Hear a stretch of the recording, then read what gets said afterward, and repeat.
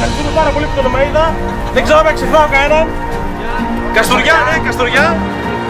Ευχαριστούμε πάρα πολύ. Πέρυσι λίγο καιρός, λίγο το ένα δεν κόψαμε πίτα, πρώτη χρονιά στα 12 χρόνια. Φέτος ελπίζω να σας αποζημιώσω. Ευχαριστούμε πάρα πολύ που ήρθατε.